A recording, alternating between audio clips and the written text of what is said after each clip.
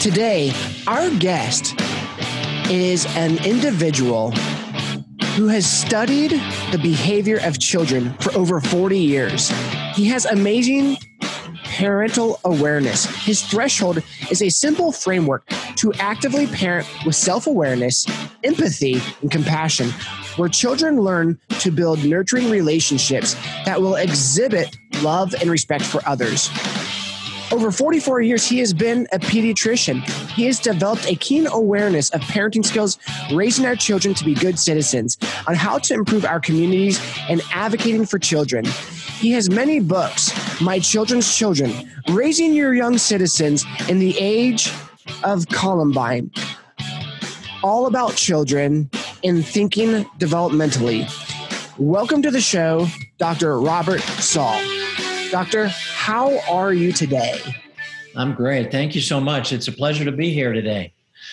Well, thank you so much for coming on to the show. Really excited to have you here because I get to, I don't talk a lot about the mindset of parenting very often because, in terms of personal growth, that's one of the things that often don't get looked at in the personal growth realm.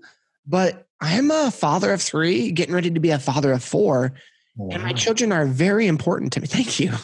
My children are very important to me. And, people ask me to define what my definition of success is. My personal definition of success is if all my children choose to follow Jesus and enter into eternity. That will be my definition of success. Now, I can't make that happen, but I can raise them and challenge them in such a way that out of their own accord, that's the lifestyle that they choose. And, our subject matter today about raising children and parenting children, really stems from Proverbs 22:6, which says, train up your child in the way they should go, and he or she, when they're older, will not depart from it. And you are an expert in taking care of children, developing the mindset, and I stink and I need help. So thank you for coming. Well, let me take you on a little journey. Yes, please. In terms of, because sort of where my professional journey has gone is now where my personal journey is. And now the two are sort of more together, I think. Finished medical school in Colorado, did my pediatric training in North Carolina, and then also did medical genetics training. Started practice in 1979 and was very engaged in everything with pediatrics, medical genetics, and raising a young child myself at the time. After about 14 years, I realized I wasn't really as engaged in the community as I should be. And I heard someone say something that has had a profound impact on me ever since. This healthcare futurist was giving a talk and said, for anything that happens in your community, I am the problem, I am the solution, I am the resource. Now, it took me a while to internalize that. But what that told me is that for anything that's going on in the community, it's not their problem. It has to be my problem. I have to take ownership in these things if I really want to make a difference. And if I want to be part of the solution, I need to devote my resources to it. Now, we could change the pronoun in there. We are the problem. We are the solution. We are the resource. But anyway, I took this internally, got involved in a variety of things in the community, thinking, well, this is how I can use my energies, how I can use my expertise as a pediatrician and as a hopefully trusted member of the community.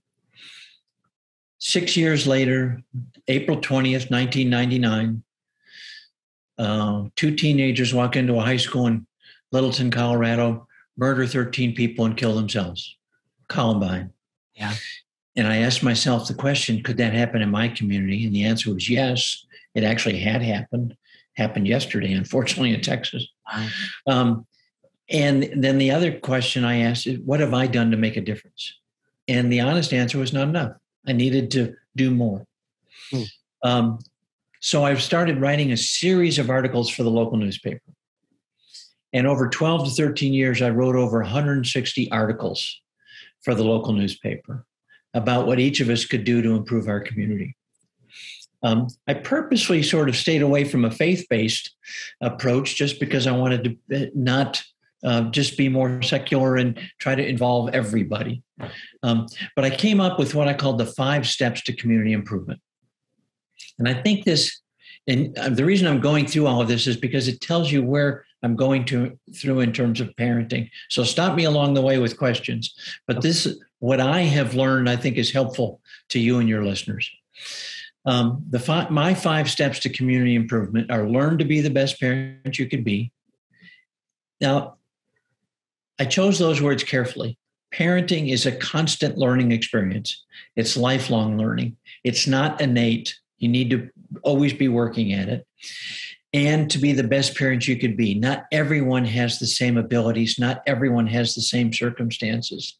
Some folks, because of their socioeconomic circumstances or being in an impoverished area, are much more difficult in terms of their parenting issues. So my job is not to tell them what to do. My job is to help them. My job is to gently peer behind the curtain and see what I can do to help them on their journey. Yeah. So first step, learn to be the best parent you could be. Second step, get involved. Third step, stay involved, which I think is different than getting involved. Sometimes it's easy to get involved, tough to stay involved. Fourth step, the most intuitive of all of them, but seems to be so difficult in today's divisive society, love for others. And the fifth step, I think, is the most difficult, is forgiveness. That has been a real journey for me in terms of learning about forgiveness. And if you haven't read, a great little book is Tuesdays with Morrie. Yes. And in there, along with so many lessons, I think, is what he talked about is forgiveness. 3 simple things. Forgive yourself first, forgive others, and do it now. Because you really oftentimes need to forgive yourself first for what you're thinking or doing or not doing before you can go on to forgive others and do it now.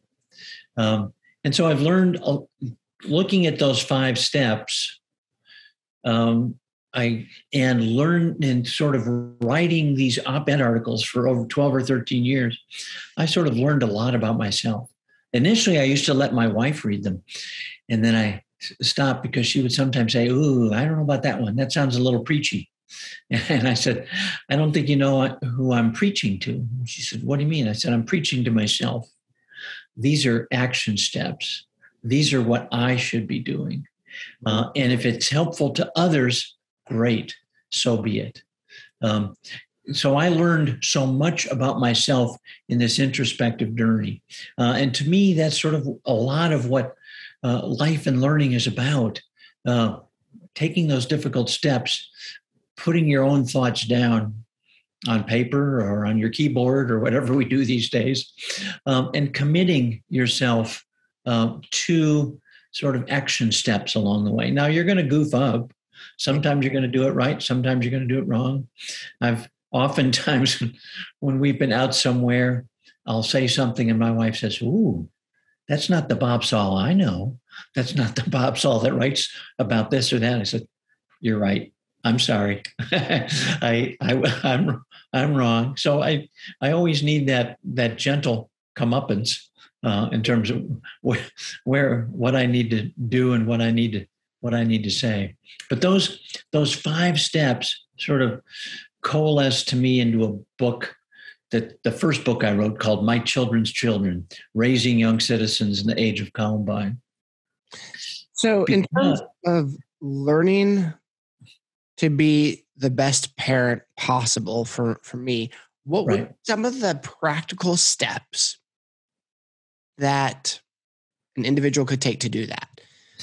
Well, that's sort of where my career got to the last book. So let me jump ahead to that then. Sort of conscious parenting. To me, well, first off, to me, the goal of parenting is very similar to yours, but But if you take a more secular approach, to me, the goal of parenting is to be a good citizen. Good citizens care for each other. Good citizens care about each other. Good citizens empathize with each other. Good citizens realize we're all in this together. We have a common humanity. So to me, the goal of raising your children is to make them good citizens.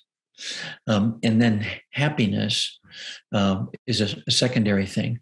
But if we think about raising our children to be good citizens, and I think the words of Jesus and Christianity certainly implore us to be excellent citizens along the way, taking care of each other and understanding our common frailties as we go down this journey.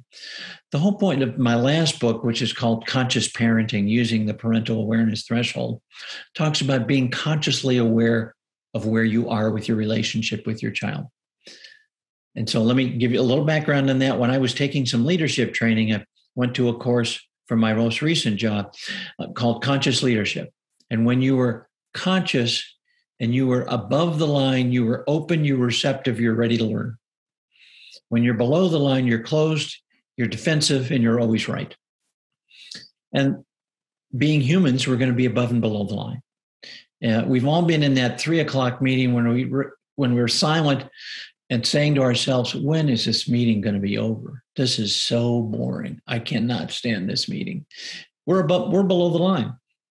And we might want to consciously stay there, or we could recognize, whoa, I'm below the line. How can I engage differently? How can I do better? I think the same principle holds for parenting.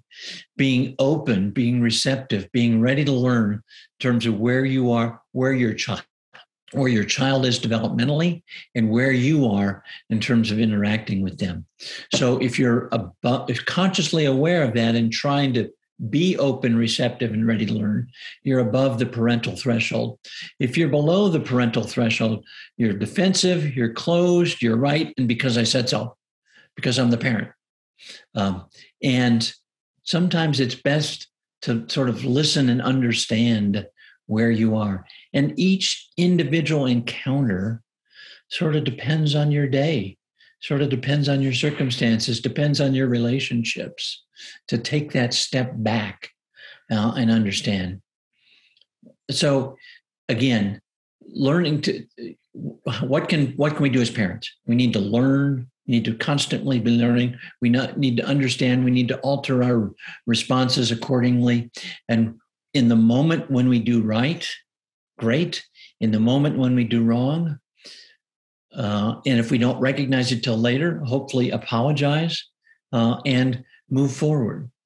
Let me give you an example. When I think my youngest son was about 7 or 8.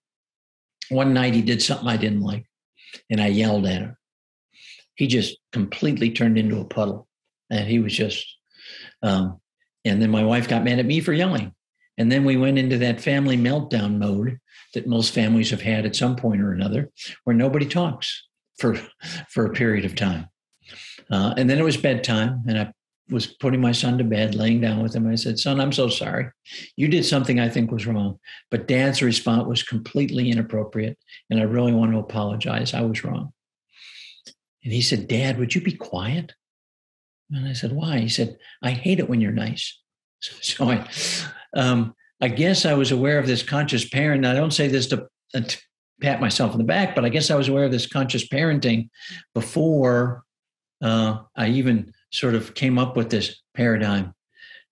The other thing I think parents really should do is for things that are happening, and especially something where it's not what you think it should be, pause, assess, and then choose. Because oftentimes, if you take that pause, that veritable take a deep breath, as people tell you, assess the situation and choose, oftentimes it'll be less than just a knee-jerk reaction. Yeah. Now, you might choose the wrong thing, because oftentimes we do. But again, then being able to review that in retrospect with a trusted person, your spouse, your best friend, your pastor, your sibling, somebody that you can say, this is what we did the other night and things didn't go well. Help me. What do you think I did right? What do you think I did wrong? And how can I improve? So it's a constant sort of awareness. You're above and below the parental awareness threshold. And that's okay. Sometimes we're going to be completely below it. No, you can't, because I'm the parent, and just be quiet. Right. I think that it teaches them the wrong lesson if we can't make it a more interactive response. So I have a 3-year-old who gets in trouble right now. It seems like a lot. And I don't know if that's just because he's 3 or my responses to him. The first, golly, I have a list of questions here because I feel like I'm kind of stuck in a crazy cycle with him a little bit, where he knows not to draw on the walls or the furniture. He knows he should be staying in bed, but he'll get up 30 times a night, not overnight, but like once he's trying to go to bed. And bedtime is like a 2-hour process for him. And I got to go pee. I got to go get water, which is normal for, normal parents. But it's just over and recessive and whining, and he'll throw a fit for 2 hours before he'll finally go to bed. He'll intentionally get into things he knows he's not supposed to and either destroy them, or it's just like he's trying to consistently cause chaos. And as a parent, a lot of my responses feel knee-jerk reaction, and it tends to be a lot of discipline, it feels like, with him towards the evenings. And I just don't know what else to do or how to respond, because it's like, I don't want him to think like he can walk all over us and that it's just okay. And so I feel like he's constantly getting in trouble, which I don't like constantly getting on to him about. And so I just don't know what to do. I feel like I've tried, the empathy and yes, I know it's hard not getting water before bed. But the thing is, if you have water, you're going to pee your bed. And, I know sometimes going to bed is not fun. Like, I've been empathetic. I've been extra gracious when he's drawn on stuff, and I just don't know what to do. Well, there is no quick fix to your problem. If there was, I would have retired 20 years ago. The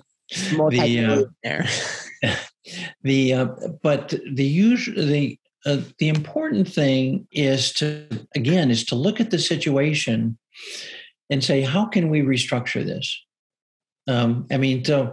If going to bed is, and let's use that as the prime example here. If going to bed is always a fight, I think you and your spouse need to say, okay, how can we restructure this whole after dinner thing to have a more positive effect than this constant problem that we have? And you might think, oh, we're just catering to him if we do that. We're giving in. I don't think so.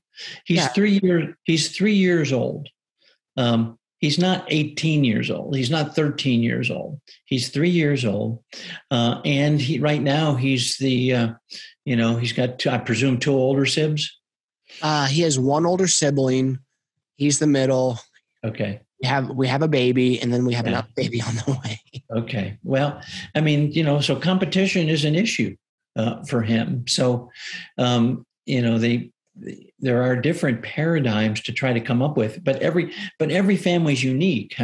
Depending on how you can devote your resources to this, I think you need to think back through, okay, if our goal is to get him in bed at 8:30, then we need to start this process at 7:30.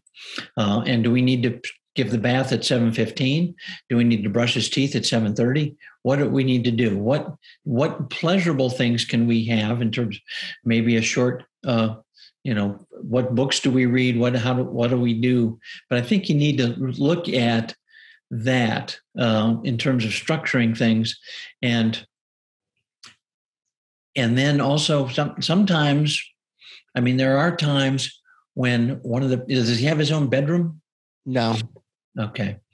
Sometimes it's for a short period of time, And again, it feels like, oh, I'm giving in. For a short period of time, mom or dad could even, pull up a mat on the floor, say, okay, we're going to stay here for 15 minutes today or a half hour today.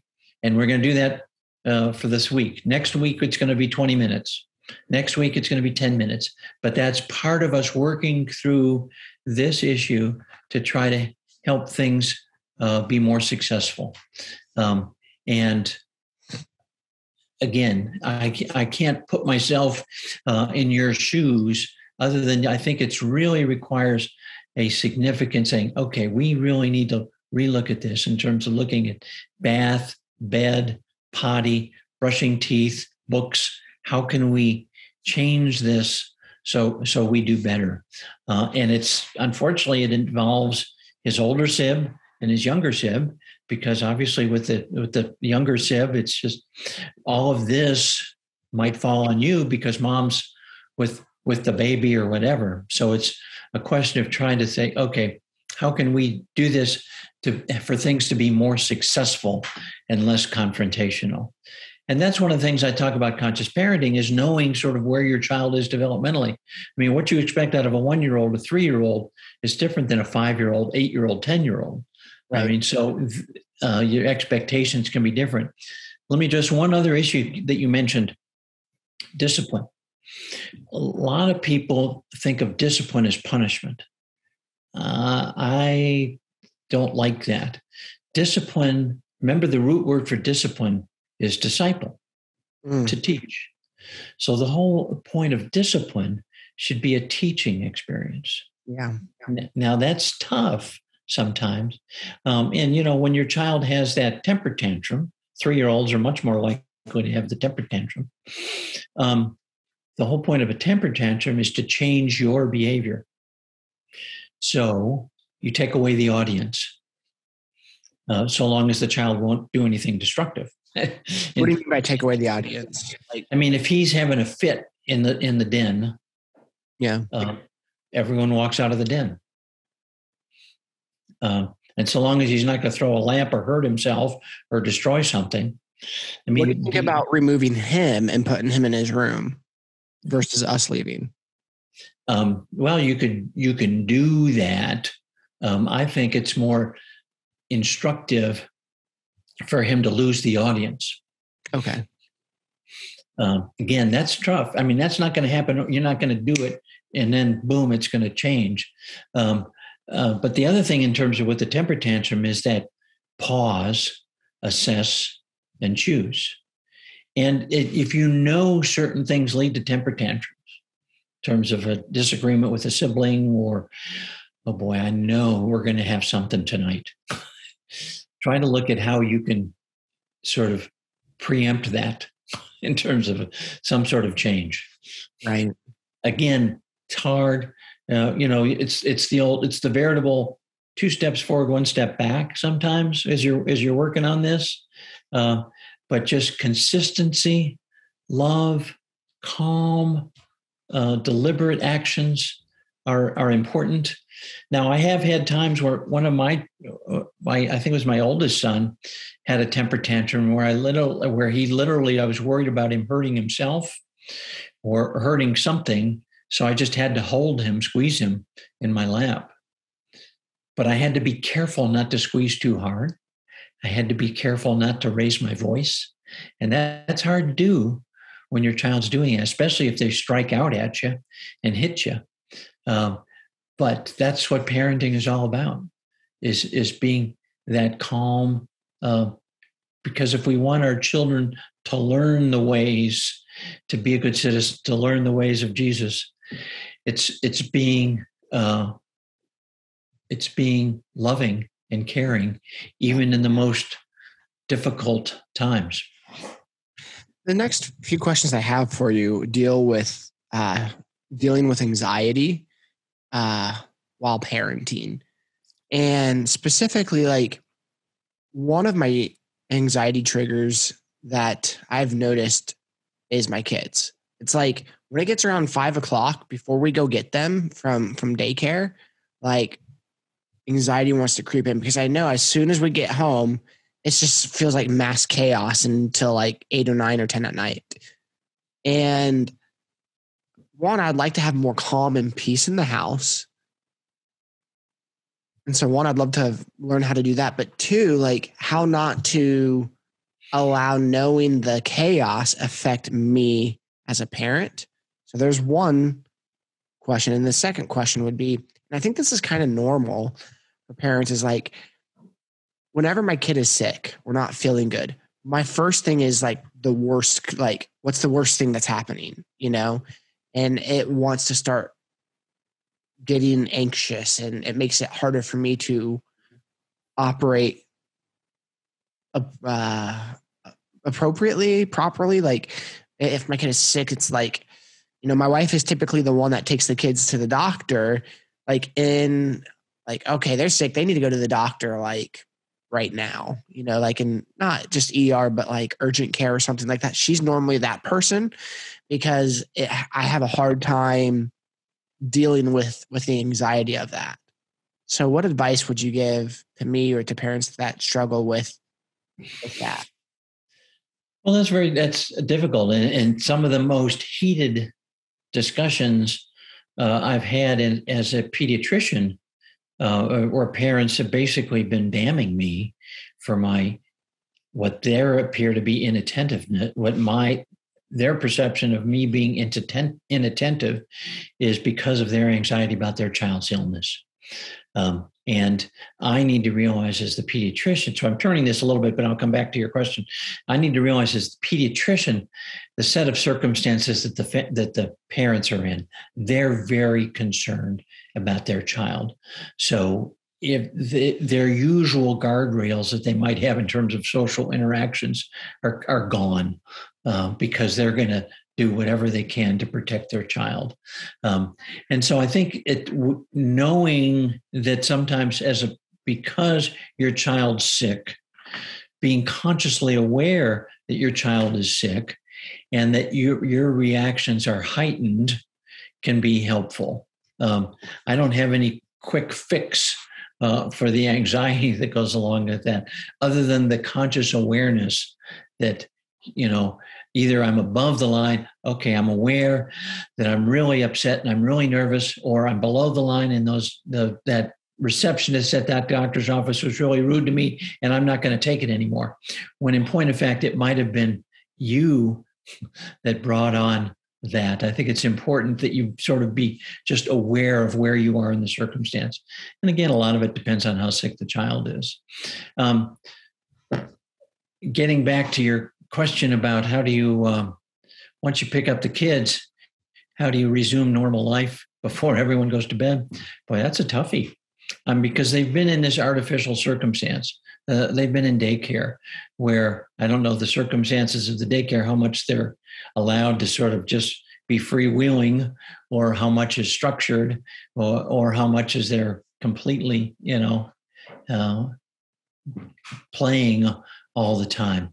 You have a different set of circumstances at home, and you sort of have different expectations.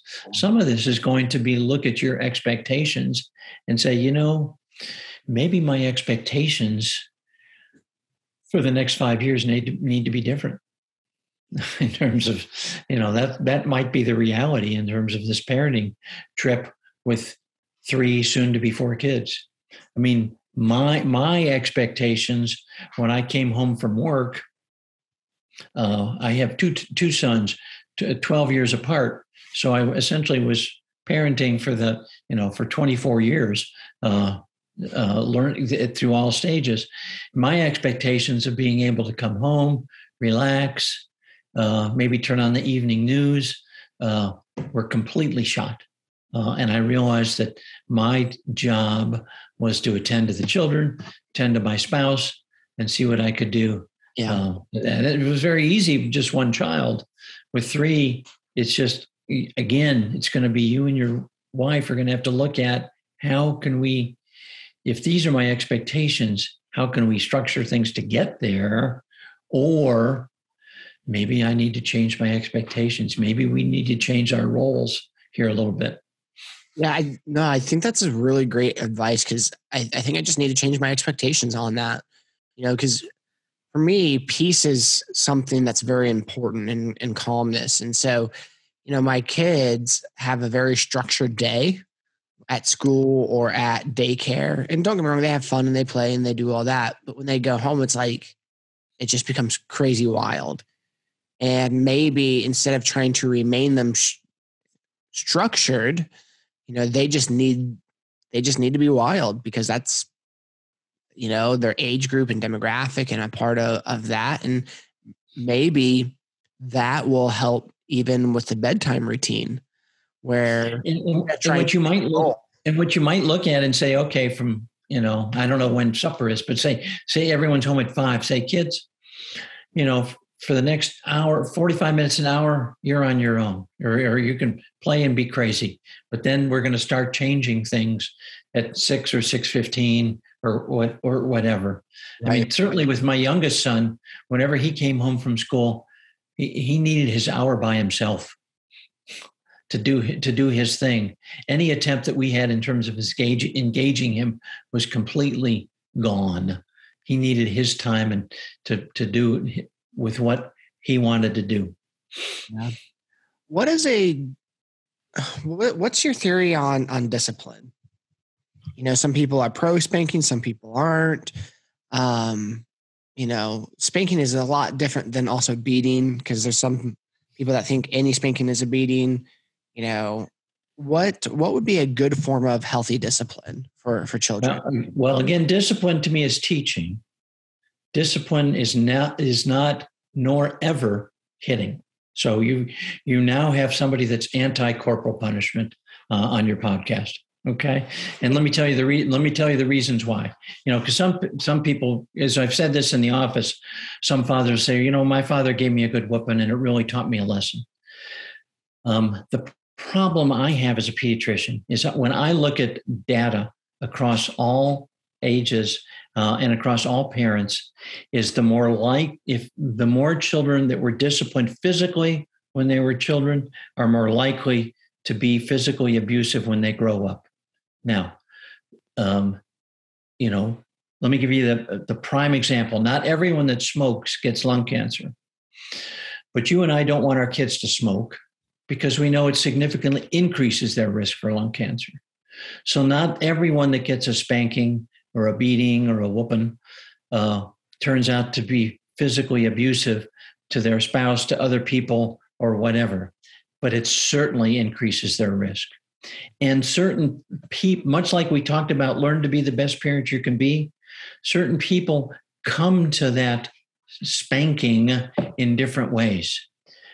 The other thing I think is when you spank or hit a child physically, you have taught them the lesson it's okay to hit somebody when you're mad. Because really the only reason you spank a child is when you're mad. You're angry at what they did. The tough response is to take that pause, to assess and choose to do something that's in a more disciplinary or teaching way. Now, there could be the circumstance when your child, pulls away from your hand, runs out into traffic. A life-saving measure is different to me than the things that I suspect you're asking about. So I am definitely anti-spanking, anti-popping, anti-whooping, whatever. So what would be the form of correction? Well, the form of correction is to start early with, it could be restriction of privileges. It could be going to your room for a period of time. It could be time out. It could be, and again, a lot of that sort of depends on the child. What is some of their valued, if it's depending on the age of the child, what are their valued possessions or activities? Now you got to be careful. I said, if you do that again, or if you do that, you can't do blank for a week. Well, that's probably absurd.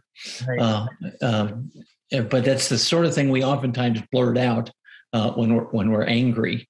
So we need to be careful in terms of what we do. So it could be, you can't do blank, or you can't have blank, or I'm going to ask you to sit quietly in your room for 15 minutes or 20 minutes or whatever. One of the longest punishments I ever did for my 3-year-old This is mildly humorous. We've been working on a house to sell it, and I just got done painting walls, and he took a Sharpie, knowing he's not supposed to color anything. He drew all over the couches, the floor, the table, the walls, and our French doors that have lattices. And so I had to paint all the small strips in between the lattice because like I couldn't just touch it up. I had to paint the whole thing. And so his punishment was he had to sit in the chair and watch me fix it all until it was fixed. So he was in the chair for like 4 hours until I was done, so that he understood the amount of work what he did caused. Well, I think that's innovative. The timeline might be a little excessive, but I think that's innovative, and I think that's very appropriate. Yeah, it was, and he did a pretty good job of sitting there for the majority. There's times he got out and we put him back in, but man, and then after that, it was done. We didn't rag on him. We watched a movie and we had fun. Yeah. But man, that was that was one of those moments where some of these techniques about pausing that you talked about is a few of the things that I do as well. And man, in that moment, I was just like, okay, go outside and just, scream at a bird. No, I didn't do that. Yeah, I mean, I everything I've said here today, I've screwed up. Yeah. I mean, in my parenting journey. And any of us that don't acknowledge that are not being realistic. But the point is learning. And that's where learning to be the best parent you could be. Again, I don't think the skill set of being a parenting is innate. I think you need a map. I think you need help. And the help might be your spouse, might be your parents, might be hopefully your pediatrician is very good in terms of providing guidance, but there can be other folks also along the way. Yeah. Well, Dr. Robert Saul, thank you so much for coming onto the podcast today. Where can people follow you? I have my website. It's mychildren'schildren.com. And the books are listed there. And I have an ongoing blog where I talk about parenting, but also various social issues. Awesome. Well, thank you so much for your time, and I hope you have a great day, okay? Oh, very good. Thank you so much. Take care.